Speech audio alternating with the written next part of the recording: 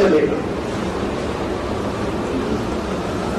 ठीक है, देशी भाषा में सारी शिक्षा, ये जो विचार आगे रहा है, इसके बारे में थोड़ा देखिए शिक्षा का मूल अर्थ क्या है। अब देखो दो बात कहता हूँ फिर से, संत परंपरा में शिक्षा क्या होती है, सन्यासी परंपरा में शिक्षा क्या होती है। संत परंपरा में शिक्षा का मतलब है अपने को जानना, बस यही शिक्षा है।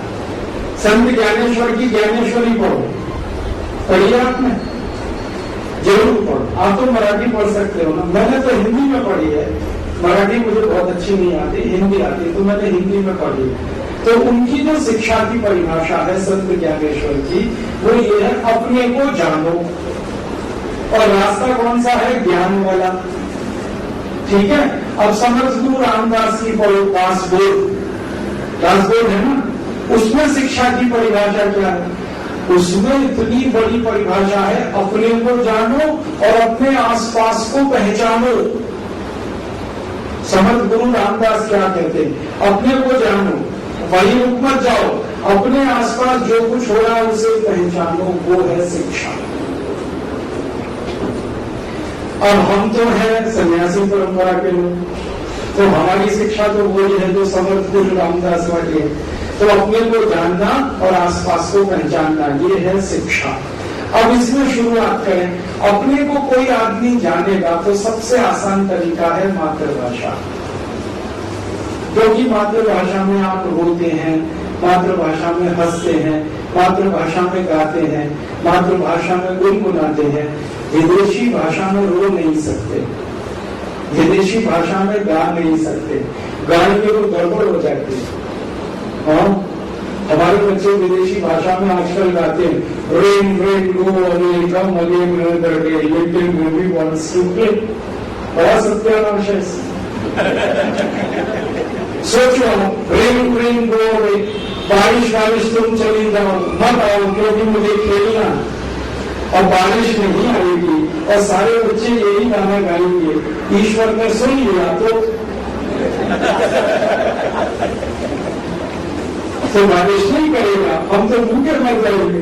क्योंकि भारत के 60% शेतकरी अभी भी पाउस आधारित खेती करते, 60% खेती पाउस से ही होती है। ठीक है, तो विदेशी भाषा में गाएंगे तो फंस जाएंगे, तो मातृभाषा में ही गाना पड़ेगा। ये पैसा तो पैसा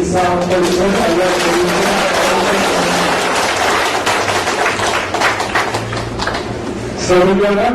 तो देशी भाषा में जो गाएंगे उसमें कुछ अर्थ होगा, देशी भाषा में जो गुनगुनाएंगे उसमें कुछ अर्थ होगा। देशी भाषा में मातृभाषा जो आपकी जबान पे चढ़ी है, मातृभाषा, तो मातृभाषा में गाना, मातृभाषा में गुनगुनाना, मातृभाषा में नाराज होना, मातृभाषा में किसी को गालियां देना, मातृभाषा में, ये सब आसान है क्योंकि बचपन से सुनी है ना, माँ के पेट से निकलते ही सुनी है वो, तो इसलिए सब आसान है। तो अपने को पहचानना मातृभाषा में सबसे आसानी से संभव है, अपने को पहचानना। फिर अपने आस पड़ोस को जानना, हमारे पड़ोस में सब कुछ है, पूरी दुनिया है। मैं यहाँ गोवा में हूँ तो गोवा के आस पड़ोस में जो भी कुछ है मुझे मालूम होना चाहिए, कर्नाटक में, महाराष्ट्र में, केरल में, सब जगह। फिर हमारा पड़ोस थोड़ा बड़ा हो गया, श्रीलंका भी हमारा पड़ोस है, पाकिस्तान भी पड़ोस है, नेपाल भी पड़ोस है, उसका भी मालूम होना चाहिए। ये पड़ोस और बड़ा होते होते यूरोप आ जाएगा, अमेरिका आ जाएगा, ब्रह्मांड पूरा इसमें समा जाएगा। समर्थ गुरु रामदास की परिभाषा बहुत गहरी शिक्षा की, वो कहता है अपने को जानो और अपने पड़ोस को पहचानो। ये पड़ोस में पूरी दुनिया समाई हुई है, ब्रह्मांड। और अपने को जानना पहचानना मातृभाषा में आसान है, और पड़ोस को जानना पहचानना भी मातृभाषा में ही आसान है। इसलिए शिक्षण मातृभाषा में ही होना वो अच्छा है। विदेशी भाषा को सीखना तो ठीक है, हमको अंग्रेजी सीखनी है, और उसके सीखने के कई कारण हो सकते हैं। एक कारण ये हो सकता है कि हमको अंग्रेजी कवि और अंग्रेजी जो राइटर्स हैं उनसे प्रेम है, उनको समझना है, तो अंग्रेजी सीखेंगे। अगर दूसरा कारण ये है मुझे इंग्लैंड में जाके बिजनेस करना है, तो अंग्रेजी सीखेंगे, उसमें क्या बुराई है। तीसरा कारण ये भी हो सकता है कि दुनिया को अंग्रेजों की नजर से देखना है तो भी अंग्रेजी सीखनी पड़ेगी। कारण 20 हो सकते हैं अंग्रेजी सीखने के, तो अंग्रेजी सीखने में कोई बुराई नहीं है। हम अंग्रेजी सीखें, फ्रेंच सीखें, जर्मन सीखें, रशियन सीखें, चाइनीज सीखें, जापानीज सीखें, जैसे कोंकणी सीखा, मराठी सीखा, कन्नड़ सीखा, तमिल सीखा, तेलुगु सीखा, वैसे सब सीखें। सीखने के लिए कोई रुकावट नहीं है, सीखना तो कुछ भी है, लेकिन अपने जीवन को जानने और पहचानने के लिए उस भाषा का प्रयोग नहीं कर सकते जो आपने सीखी है दूसरों की मदद से। वही भाषा मातृभाषा में सीखना चाहिए। मातृभाषा में जब आप सीखते हैं कोई चीज या समझते हैं तो वो बहुत जल्दी समझ में आती है। दूसरी भाषा में समझने की कोशिश करेंगे, समय बहुत लगता है। एक सामान्य विद्यार्थी को मराठी में कोई गोष्ट सुनाओ, वो आपको 1-2 मिनट में वापस सुना देगा कोई गोष्ट, और अंग्रेजी में सुना दो तो 6 महीना लगेगा, हो सकता है साल भर लगे, क्योंकि संभव नहीं है उसके। तो जब ये बात सीधी इतनी सरल है तो हम सब कुछ सीखें मातृभाषा में। विदेशी भाषा सीखनी है तो सीखें, प्रयोग उसका जीवन में कम से कम करें, क्योंकि हमारा पड़ोसी नहीं जानता उस भाषा को, हम जानते हैं, अपने लिए सीखें, दूसरों के लिए वो ठीक नहीं। और दुनिया के सभी बच्चे अपनी मातृभाषाओं में जब सीखते हैं तो आगे बढ़ते हैं, जब विदेशी भाषाओं में हम सिखाने लगते हैं पीछे रह जाते हैं। और पीछे रह जाएंगे क्योंकि जिस भाषा में आप बच्चे को सिखा रहे हैं उसमें सीखे हुए आपसे बहुत अच्छे दूसरे बच्चे, अंग्रेजी में इंग्लैंड के सारे बच्चे आपसे अच्छे ही होंगे क्योंकि अंग्रेजी मातृभाषा है उनकी। मराठी में हमारे बच्चे अंग्रेजों से अच्छे होंगे क्योंकि मराठी हमारी भाषा। तो मातृभाषा में शिक्षण हो ताकि हम सीखना जल्दी पूरा कर सकें, और सीखने को इतना है पूरी दुनिया में कि एक उम्र भी कम है। तो आपके पास उम्र तो लिमिटेड है, थोड़ी है, सीखना ज्यादा है, तो मातृभाषा में आसानी से होगा। कोई भी सीखना, मैनेजमेंट सीखना हो सकता है, इंजीनियरिंग सीखना हो सकता है, मेडिकल सीखना हो सकता है, या कुछ और सीखना हो सकता है, साहित्य हो सकता है, कथा कहानी गोष्ट हो सकती है, कुछ भी हो सकता है। सीखना मातृभाषा में ही आसान है। तो हमको इतना ही करना है कि भारत के सभी बच्चों को मातृभाषा में सिखाना, बचपन से लेके उच्च शिक्षा तक। और किसी बच्चे को अंग्रेजी सीखनी है तो उसके लिए अलग इंस्टीट्यूशन चलेंगे, वहां जाके भर्ती हो जाए, अंग्रेजी सीख। हर स्कूल में हर बच्चे को अंग्रेजी सिखाएं, ये अत्याचार नहीं करना। जिनको अंग्रेजी सीखनी है वो अंग्रेजी इंस्टीट्यूशन में चले जाएं। अभी मैं यहाँ आया हुआ तो मैंने कई जगह देखा बोर्ड लगे हुए हैं, 90 दिन में अंग्रेजी सीखिए। कल मैं एक बोर्ड पढ़ रहा था 30 दिन में अंग्रेजी सीखिए, और अभी फोंडा आया तो 15 दिन में अंग्रेजी सीखिए बोर्ड लगा दिया। अब जब 15 दिन में अंग्रेजी सिखाने वाले विद्वान यहाँ गोवा में बैठे हैं तो 15 साल क्यों दिमाग खराब करें अंग्रेजी सिखाने। बचपन से लेकर 15वीं कक्षा तक जबरदस्ती अंग्रेजी सिखाने जरूरत क्या? यहाँ तो 15 दिन में सिखाने वाले हैं ना, और वो बड़े दावे से कह रहे हैं अमेरिकन एक्सेंट की अंग्रेजी सिखाएंगे 15 दिन, ब्रिटिश एक्सेंट की सिखा देंगे 15 दिन में।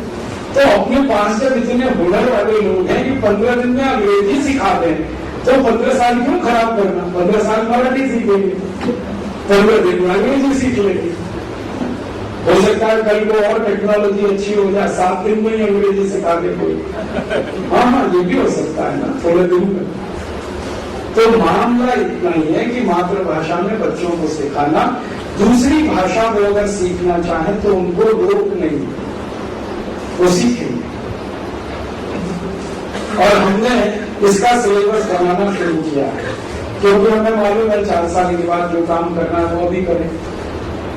4 साल बाद तो होने ही वाला है ये काम, तो पहले से तैयारी करें। तो सिलेबस जैसे ही मैंने बनाया, अंग्रेजी का हिंदी या मराठी या तमिल या तेलुगु या कन्नड़ या मलयालम। पता है सबसे मजेदार बात क्या हुई? जो इंजीनियरिंग का सिलेबस अंग्रेजी भाषा में 5 साल का है, वो मराठी में मैंने किया तो वो 2 साल का रह गया। 2 साल में पहले हिंदी किया फिर मराठी किया, 2 साल का। माने जितना हम किसी बच्चे को 5 साल में सिखाते हैं अंग्रेजी में, उतना ही सिलेबस 2 साल में मराठी में हम सिखा सकते हैं। पता है ये कम कैसे हो गया? कम ऐसे हो गया कि उसका 3 साल फालतू अंग्रेजी में जाता है, वो मराठी में नहीं जाने वाला।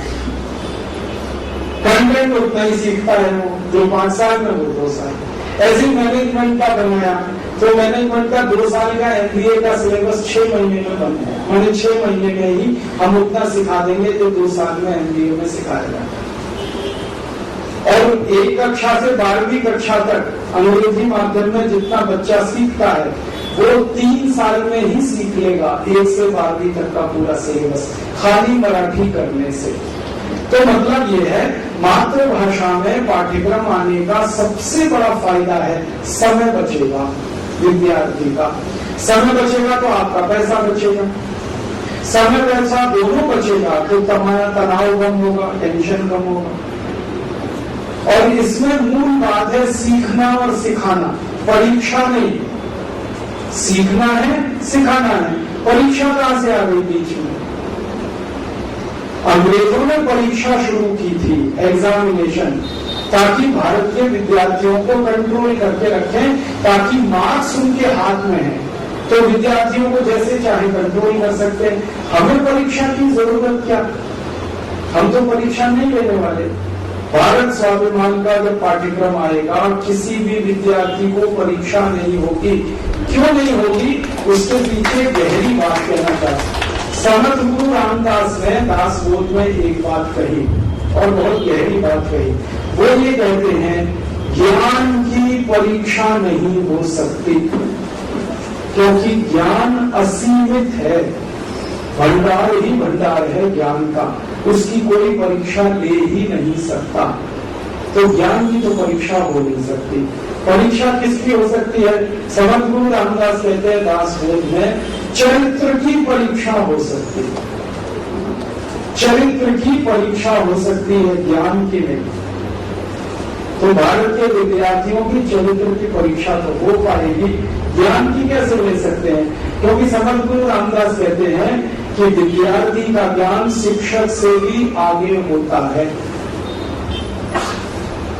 और हमेशा होता है। तो शिक्षक उसको परीक्षा कैसे ले सकता है? क्योंकि वो तो कम जानता है विद्यार्थी से। तो कम जानने वाला ज्यादा जानने वाले की परीक्षा कैसे ले सकता है? तो हम तो परीक्षा को हटा देने वाले हैं, जरूरत ही नहीं। सीखना है, सिखाना है। परीक्षा लेंगे तो चरित्र की, ज्ञान की नहीं, तो परीक्षा होगी नहीं। तो परीक्षा के लिए कोई पढ़ेगा नहीं। सबको पढ़ना है सीखने के लिए, सिखाने के लिए। इंजीनियरिंग सीखना है, परीक्षा पास नहीं करनी। मेडिकल में सीखना है, परीक्षा पास नहीं करनी। मैनेजमेंट में सीखना है, परीक्षा पास नहीं करनी। और सीखा हुआ ही काम आता है, परीक्षा में पास किया हुआ कभी काम नहीं आता। आप अपनी जिंदगी में सोचो ये बात, आपने कितना पढ़ा तो बहुत है सबने, और परीक्षा देने के बाद अगले दिन कितना याद रहा? कितना याद रहा? जरूर है। क्यों नहीं याद रहा? क्योंकि काम का नहीं था, दिमाग में बना दिया उसको। जब तक तनाव था परीक्षा देने का, तब तक दिमाग ने याद रखा। तनाव खत्म होते दिमाग ने पूरा भगा दिया। तो जब आपको याद नहीं, आपका दिमाग में पढ़ा हुआ, परीक्षा दिया हुआ, तो बच्चे से कैसे अपेक्षा करते हैं वो याद करे? क्यों करे? काम ही नहीं आने वाला तो दिमाग तो हटा देने वाला है।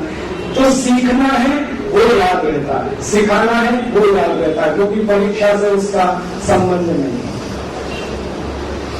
तो अभी जो पढ़ाई है परीक्षा आधारित है, और परीक्षा मार्क्स आधारित है, और मार्क्स किसी के कंट्रोल में है, तो माने आप गुलामी में हैं एक तरह से। हमेशा डर लगता है टीचर को खुश रखो, खुश रखो, खुश रखो, क्योंकि मार्क्स उसके हाथ में। अब वो कुछ भी अंट शंट बके तो भी हाँ जी हाँ जी हाँ जी हाँ जी, क्योंकि खुश रखना है उसको, क्योंकि मार्क्स उसके हाथ में। कितना भी उल्टा बोले क्लास में, हाँ बहुत अच्छा है सर, बहुत अच्छा, आपसे बढ़िया तो कोई नहीं पढ़ाता, ये सब मक्खनबाजी क्यों करनी? क्योंकि मार्क्स उसके हाथ में। मार्क्स क्यों? क्योंकि परीक्षा क्यों? कंट्रोल हमें हटाना है। और हम तो जो बनाने जा रहे हैं ना सिलेबस, आपको तो हंसी आएगी लेकिन मैं बहुत गहरी बात कर रहा हूँ। जब भारत स्वाभिमान का कानून बनेगा इस देश में परीक्षा वाला, तो इसमें विद्यार्थी शिक्षक की परीक्षा लेगा।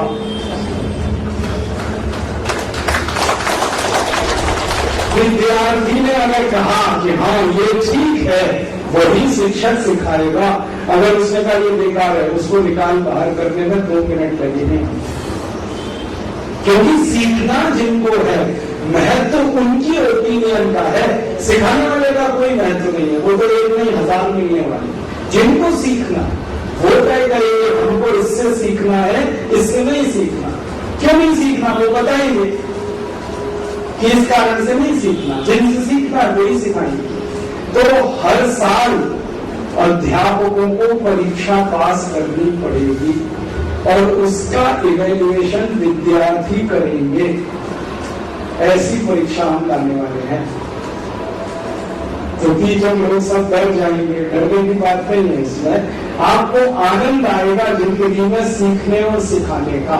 अभी आपको भी आनंद नहीं आता, क्योंकि आप तो सिलेबस के हिसाब से पढ़ाते रहते हैं और सारा टेंशन है कि सिलेबस खत्म करना है। क्यों? जरूरत क्या उसकी? सीखना तो थोड़ा सा हो ना, वो जिंदगी भर के लिए बहुत अच्छा होता है, काम का होता है। तो खुले तरीके से विद्यार्थी सीखेंगे और अध्यापक उनको सिखाएंगे। जिन विद्यार्थियों को शिकायत होगी अध्यापकों से, वो तुरंत बदल दिए जाएंगे। उनके सिर पे नहीं रखना है, विद्यार्थियों के सिर पे अध्यापकों को नहीं रखना, क्योंकि विद्यार्थी संपत्ति है देश की। उसमें संभावना है आगे जाने की और नया देश बनाने की। अध्यापक तो बन चुका है, उसमें अब संभावना खत्म हो गई है। तो एक तो मातृभाषा में लाएंगे पूरा पाठ्यक्रम। दूसरा पाठ्यक्रम में मातृभाषा आते ही समय कम हो जाएगा। तीसरा, पैसे खत्म करने हैं शिक्षा में से। पैसे हैं किसी के पास और नहीं है तो भी शिक्षा मिलेगी, क्योंकि भारतीय दर्शन में शिक्षा, चिकित्सा और न्याय तीनों निःशुल्क मिलता है सभी को। भारत का दर्शन ये कहता है शिक्षा में पैसे का स्थान ही नहीं है। तो पैसे आधारित शिक्षा नहीं होगी, मतलब फीस नहीं लगेगी किसी भी विद्यार्थी को, बिना फीस के सब पढ़ेंगे। तो आप बोलेंगे स्कूल कैसे चलेगी? स्कूल चलाने के तरीके निकालेंगे। उनमें से एक तरीका ये होगा कि जितने विद्यार्थी और अध्यापक स्कूल को चला रहे हैं उन सबको कहेंगे 1 घंटा चरखा चलाओ, सूत बनाओ, सूत से खादी बने, खादी हम सब खरीदें और स्कूल को फंड्स दें। दूसरा तरीका है सारे विद्यार्थी अध्यापक मिलकर क्षेत्र में जाएंगे, 1 घंटे काम करेंगे, उसमें जो उत्पन्न होगा उसकी आमदनी होगी वो स्कूल में जाएगी। तीसरा काम, पास में कोई गौशाला होगी, सारे विद्यार्थी अध्यापक मिलकर गाय की सेवा करेंगे, दूध मिलेगा, दूध बिकेगा तो स्कूल की आमदनी होगी। और हर स्कूल को एक बगीचा देंगे, उसमें जो उत्पन्न होगा वो बाजार में बिकेगा, स्कूल उससे चलेगा और उसमें आमदनी जो होगी उसमें शिक्षक का खर्चा, विद्यार्थी का, दोनों का निकलेगा। मैंने पता है हिसाब लगा दिया, हर विद्यार्थी 1 घंटे रोज चरखा चलाए, हर अध्यापक 1 घंटे रोज चरखा चलाए, ज्यादा नहीं 1 घंटे, तो जिंदगी भर इतनी आमदनी है कि विद्यार्थी स्कूल से जब पढ़कर निकलेगा 10 साल में, 12 साल में मान लो, तो उसको कम से कम 2.5 से 3 लाख रुपए स्कूल देगा निकलते समय। स्कूल में तो कुछ देना नहीं विद्यार्थी को, तो आगे भर्ती होना बस। अब वो 1 घंटे में वो चरखा चलाएगा या 1 घंटे शेत में काम करेगा या 1 घंटे गौशाला में काम करेगा, उस काम में से जो उत्पादन होगा वो उत्पादन अगर 14 साल का हम कैलकुलेट करें तो वो 5 से 7 लाख रुपए का है और उसमें विद्यार्थी का खर्चा 3-4 लाख रुपए हो जाएगा। बचा हुआ उसको हम दे देंगे कि तुम जाओ और अपना कोई बिजनेस और रोजगार शुरू करो, बेकार मत बैठो। ऐसी शिक्षा हम करेंगे और ये हर जगह होगा। जब इंजीनियरिंग के विद्यार्थियों का मैंने कैलकुलेशन किया तो इंजीनियरिंग के विद्यार्थियों का स्किल थोड़ा ऊंचा है। जो देखो मैंने कहा प्राथमिक बच्चों को ये शेत में काम कर सकते हैं, गाय का काम कर सकते हैं, चरखा चल। इंजीनियरिंग वाले विद्यार्थियों का जब कैलकुलेशन किया तो उनके 2 घंटे का काम हम कराते हैं किसी इंडस्ट्री में। हम बताएं क्या करने वाले, सारे इंजीनियरिंग कॉलेजेस को इंडस्ट्रीज के साथ जोड़ देने वाले। हर इंडस्ट्री कुछ इंजीनियरिंग कॉलेज से जुड़ी रहेगी, हर इंजीनियरिंग कॉलेज किसी न किसी इंडस्ट्री का पार्ट होगा।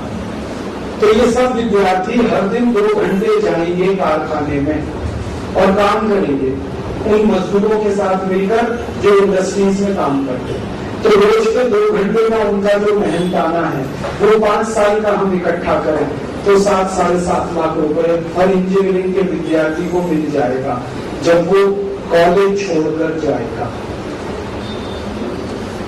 ये जो मेडिकल कॉलेजेस होंगे इनको हम सब हॉस्पिटल्स के साथ जोड़ेंगे और मेडिकल कॉलेज के विद्यार्थियों को पढ़ने के साथ हॉस्पिटल में काम करना है, फर्स्ट ईयर से ही काम करना है। इंटर्नशिप जो होती है ना वो खत्म करेंगे, उनकी इंटर्नशिप फर्स्ट ईयर से ही शुरू हो जाएगी, एडमिशन लेते ही शुरू हो जाएगी और 5 साल वो हॉस्पिटल में काम करेंगे, 7 साल हॉस्पिटल में काम करेंगे।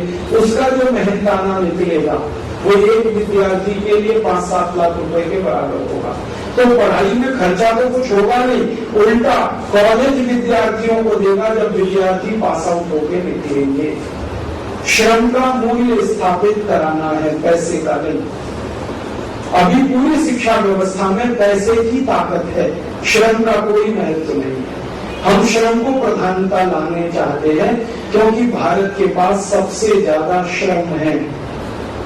पूंजी हमारे पास उतनी नहीं है लेकिन श्रम हमारे पास बहुत ज्यादा है। तो श्रम आधारित चलेगा ये सारा सिस्टम। नया स्कूल, नए कॉलेज, नई यूनिवर्सिटीज और नया सिलेबस और नया तरीका पढ़ने और पढ़ाने का। पढ़ने और पढ़ाने का तरीका भी नया करने वाले हैं। अभी जो पढ़ाने का तरीका है ये बहुत रद्दी है। क्या तरीका है?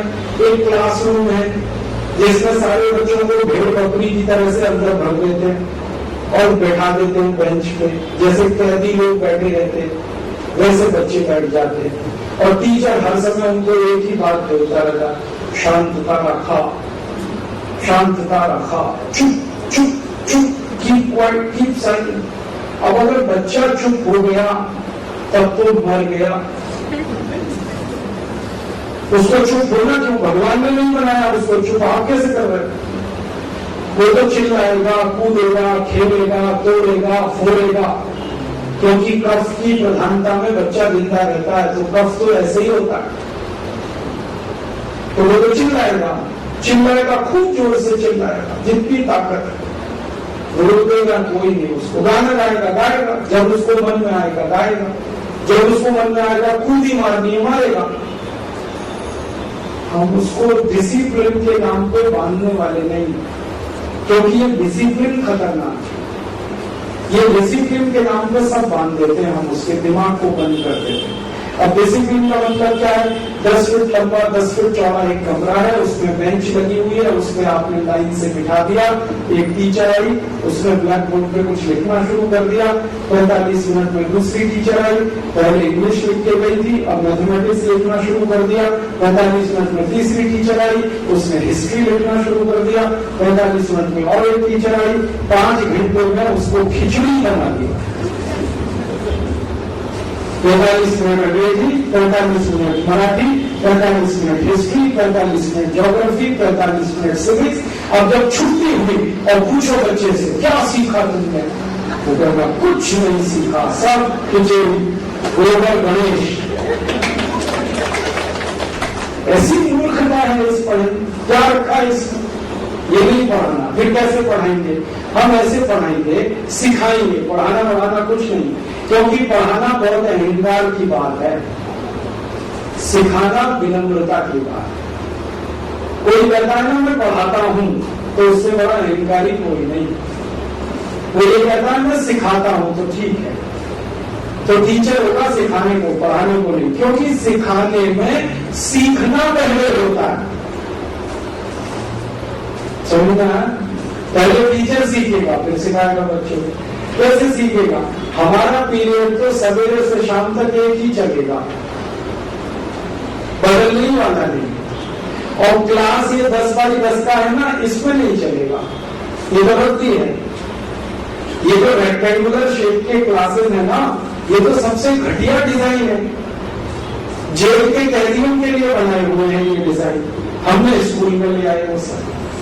आप मुझे ये बताओ, ईमानदारी से समझ के बताना, दुनिया में कौन सा ऐसा शेप है जो लीनियर है? लीनियर एक रेखा में दुनिया में क्या बनाया भगवान ने? कोई पहाड़ लीनियर है, कोई नदी लीनियर है, कोई झाड़ लीनियर है, कोई तालाब लीनियर है? क्या लीनियर है इस पूरे ब्रह्मांड में? बताओ जरा। कुछ भी नहीं। जब ब्रह्मांड में कोई चीज लीनियर नहीं है, तो क्लासरूम क्यों बना दिया लीनियर आपने? 10 फीट लंबा 10 फीट चौड़ा, ये तो थोड़ा दो, ये तो बेकार, कोई काम कर। क्लासरूम वैसे ही होना चाहिए जैसी प्रकृति है, क्लासरूम वैसे होना चाहिए जैसे ब्रह्मांड है। क्योंकि जब लीनियर क्लासरूम में हम घुसते हैं ना, तो हमारी दृष्टि भी लीनियर हो जाती है, एक ही दिशा में हम देखते हैं, एक ही दिशा में देखते हैं, एक ही दिशा में देखते हैं। हमारी हालत पता है कैसी होती है? वो एक बैल होता है ना जो गोलू चलाता है, थोड़े दिन बाद उसको खोल दो, तो खोलने के बाद भी वो वैसे ही गोल गोल घूमता रहता है, क्योंकि इधर उधर देखना बंद हो जाता है उसका। तो बच्चों को ऐसा थोड़ी बनाना जो इधर उधर देखेंगे, एक ही दिशा में देखें, तब तो जीवन खत्म हो जाएगा उन बच्चों। तो क्लासरूम तो ये सब हटाएंगे। तो क्लास कहाँ लगेगा? झाड़ के नीचे लगेगा, या किसी तालाब के किनारे क्लास लगेगा, या किसी पहाड़ के नीचे क्लास लगेगा, या पाउस हो रहा है उसमें क्लास लगेगा। बच्चों को अगर ये बताना है कि पानी क्या होता है, तो पाउस में ही क्लास लगेगा। भीगेंगे तो भीगेंगे, आप कहोगे सर्दी हो जाएगी तो दवा लाएंगे उनके लिए। ये थोड़ी कि पाउस में भीगना बंद करा दें उनका। पाउस में भिगाएंगे, हम भीगेंगे, वो भीगेंगे, वो महसूस करेंगे पानी को कि पानी शामक है, पानी शीतल है, पानी शरीर को ठंडा करता है, पानी ऐसा होता है, पानी वैसा होता है। तो ये पानी बनता कैसे है, ये ऊपर से बरसता कैसे है, ये बाष्पीकरण क्या होता है, ये समुद्र के ऊपर धूप पड़ती है, तो ये एक एक बारीक बारीक चीजें उनको बताते हुए अंत में लेके आएंगे ये पाउस कैसे होगा। जब उनके समझ में ये बात आ जाएगी, तब उनको पानी की कीमत समझ में आएगी कि पानी कितने मुश्किल से बनता है। और जब कीमत समझ में आ जाएगी, तो उन विद्यार्थियों को बताना नहीं पड़ेगा पानी व्यर्थ मत करो, वो खुद ही समझ जाएंगे। तो हो सकता है हमारी एक क्लास शुरू होगी पानी पर, और वो चलेगी 10 दिन, 15 दिन चलेगी, 20 दिन चलेगी। फिर दूसरी क्लास शुरू होगी खेती पर, वो 10, 15, 20 दिन चलेगी। फिर तीसरी क्लास, ऐसी क्लासेस चलेगी हमारी। ये नहीं 45 minute mathematics, 45 minute English, 45 minute history, इसमें कुछ नहीं सीख सकते। और इस कक्षा को जब हम चलाएंगे ना, मैं आपसे वायदा करता हूं, आपके बच्चे घर जाना भूल जाएंगे। वो जाएंगे ही घर, वो कहेंगे यही रहना इंशाल्लाह, क्योंकि उनको आनंद आएगा, पाउस में भीगने को मिलेगा। आई नहीं भीगने देती, आई की तो दूसरी प्रॉब्लम है, आई की प्रॉब्लम दूसरी है। वो ये है कि अगर ये बीमार पड़ा तो खटरा करना पड़ेगा, मुझे खपना पड़ेगा, तो भीगने मत दो, इसको बचा के रखो। आई मिट्टी में भी नहीं खेलने देती उसको, क्योंकि आई की प्रॉब्लम दूसरी है। और बच्चा मिट्टी में नहीं खेलेगा तो सवाल ही नहीं उठता वो बड़ा हो पाएगा। मिट्टी खाएगा नहीं, मिट्टी में खेलेगा नहीं, मिट्टी में लौटेगा नहीं, तब तो होने ही वाला नहीं पड़ा। तो आई की प्रॉब्लम तो लीनियर वाली है। हम ये लीनियरिज्म को तोड़ना चाहते हैं। बच्चों की नजर से देखना है दुनिया को, वो महसूस करते हैं हर चीज को, महसूस करके सीखते हैं, वो महसूस कराना है। आपने देखा छोटे से छोटा बच्चा जब वो घुटने से चलना शुरू करता, हर चीज को मुंह में रखता, क्योंकि यहाँ उसको सेंसेशन सबसे ज्यादा है। ये जो टेप है ना टंग का, ये उसको सब सिखाता है और हम उसी को पकड़ते हैं। मुंह में मत ले जा, मुंह में मत ले जा, मुंह में। अब वो मुंह में ले जाके सीखता है। कई बार तो मुझे लगता है कि आलिम बाबा की क्लास पहले लेनी पड़ेगी, क्योंकि इनके जो दिमाग में बैठे हुए वायरस है ना, ये निकालने पड़ेंगे खींच खींच। तो हमारी जो शाखा होगी वो अनोखी होने वाली है। आलिम बाबा पहले सीखेंगे, फिर उनके बच्चे बाद में सीखेंगे, ताकि जो बच्चों को सिखाया जाए आलिम बाबा भी उसको कॉन्ट्राडिक्ट ना करें घर में, नहीं तो बच्चों की जिंदगी में दुविधा खड़ी हो जाएगी। अध्यापक एक बात सिखा रहा है, आलिम बाबा उल्टी बात करते हैं। तो ऐसी शिक्षा हमें लानी है, आनंद मिले, प्रसन्नता मिले और बच्चे सब सीख जाएं। महात्मा गांधी ने ये कहा था कि शिक्षा का सबसे बड़ा सर्टिफिकेट ये है कि बच्चों को सीखने में आनंद कितना मिल रहा है, वो है सर्टिफिकेट शिक्षा का। बच्चों को कैदी बना के घर में नहीं बिठाना, स्कूल में नहीं। तो ये रेक्टेंगुलर शेप के क्लासरूम हटाने हैं, ओपन क्लासरूम होंगे, ज्यादातर क्लासरूम खुले होंगे। अब बच्चों को हम सिखाएंगे रेलगाड़ी कैसे चलती है, क्या होता है, कैसे होता है, तो सारे बच्चे रेलवे स्टेशन जाएंगे, वहीं क्लास लेंगे। फिर उनको पोस्टल डिपार्टमेंट का सिखाना है, तो सारे बच्चों को पोस्ट ऑफिस लेके जाएंगे, वहां सीखेंगे। फिर उनको बैंक में जाना है, तो बैंक का कार्य व्यवहार कैसे चलता है, सब बच्चों को बैंक में लेके जाएंगे, क्लास उनकी वहां चलेगी। ये स्कूल में क्या रखा है, स्कूल में तो कुछ नहीं, क्यों है ही नहीं कुछ वहां पे, मरा हुआ है सबको, जीवन कुछ नहीं है। तो जहां जीवित चीजें, जंगल लेके जाएंगे उनको, झाड़ पे चढ़ाएंगे, वहां सिखाएंगे, नदियों के पास, तालाबों के पास, समंदर के पास, ऐसे स्थानों पे बच्चों को ले जाके सब सिखाएंगे। और सिखाने से पहले महसूस कराएंगे, देखो इसको छू के देखो, ये रेल का इंजन कैसा होता है, ये कितना गर्म है, इसमें कितनी हीट है। उसके बाद से चीजें शुरू होंगी। सिखाना है, ध्यान रखना है, सिखाना है, पढ़ाना कुछ नहीं, सिखाना। सीखें, फिर वो बच्चे दूसरों को सिखाएं, फिर वो आगे सिखाएं। इस तरह की परीक्षा, माफ करना, इस तरह की शिक्षा पद्धति पूरे देश में लानी। और अंग्रेजों के बनाए गए जो सब्जेक्ट हैं, इनको तो जला देना, कुछ काम के। मैं अपने से पूछता हूँ, x + y whole square is equal to x² + 2xy + y²। मैंने बहुत पढ़ा, मेरे आज तक काम नहीं आया, आपके आया? फिर आपने क्यों पढ़ा? तो आप ये परीक्षा पास करने के लिए पढ़ा था, दिमाग खराब हुआ था आपका और टीचर का दोनों। x - y होल स्क्वायर आपके काम नहीं आया, मेरे काम नहीं आया। x + y होल क्यूब आपके काम नहीं आया, मेरे काम। जो काम नहीं आया वो पढ़ाना क्यों? मैंने पढ़ा था अमेरिका का पहला राष्ट्रपति कौन, जॉर्ज वॉशिंगटन। करो क्या उसका? मान लो मुझे मालूम है जॉर्ज वॉशिंगटन अमेरिका का पहला राष्ट्रपति, करूं क्या उसका? भाजी मिलेगी उससे। मैं भाजी खरीदने गया, भाजी वाले दुकानों को मुझको मालूम है अमेरिका का पहला राष्ट्रपति जॉर्ज वॉशिंगटन, वो भाजी देगा। तो जिस बात से भाजी भी नहीं मिल सकती, उसका क्या करना नॉलेज का, ये प्रश्न। अकबर महान था, ठीक है, वो मैं क्या करूं? मेरे जीवन में जो लोग महान हैं, जिनसे मेरा सीधा लेना देना है, उनके बारे में जानना तो समझ में आता है। मेरे बाबा महान है, मेरी आई महान है, मेरे अज्जोबा महान है, मेरी अज्जी महान है, क्योंकि मेरा उनसे सीधा समझ लेगा तो ताई के साथ उसका व्यवहार बहुत संयम और सभ्य हो जाएगा। तो वो आई की महानता समझ लेगा। तो आई के साथ उसका व्यवहार बहुत संयम और समर्पण वाला हो जाए। बाबा की महानता समझ लेगा, अपने अजोबा की महानता समझ लेगा, तो काम आने वाला है जिंदगी में। अकबर की महानता समझ में आए ना आए कोई फर्क नहीं पड़ता, जो जिंदा है उसके आसपास उनकी महानता उसको समझ में आनी चाहिए।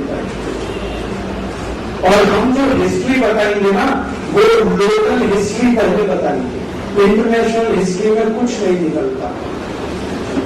मैं गोवा में रहता हूं, गोवा की लोकल हिस्ट्री क्या है। मैं सिंधुदुर्ग में रहता हूं, सिंधुदुर्ग की लोकल हिस्ट्री क्या है। मैं कोंकण में रहता हूं, कोंकण की लोकल हिस्ट्री क्या है। मैं महाराष्ट्र में रहता हूं, महाराष्ट्र की local history, local geography, local psychology, local sociology, ये सब लोकल, क्योंकि काम वही आने वाला है। इंटरनेशनल तो कभी काम नहीं आता, दुनिया किसी के नहीं आता। तो ये जो इंटरनेशनल होने का भूत सवाल है हमारे ऊपर, इस भूत को लोकल की तरफ लाना, ऐसी शिक्षा व्यवस्था, ऐसी हमें सीखने सिखाने की व्यवस्था करनी। कुछ समझ में आए?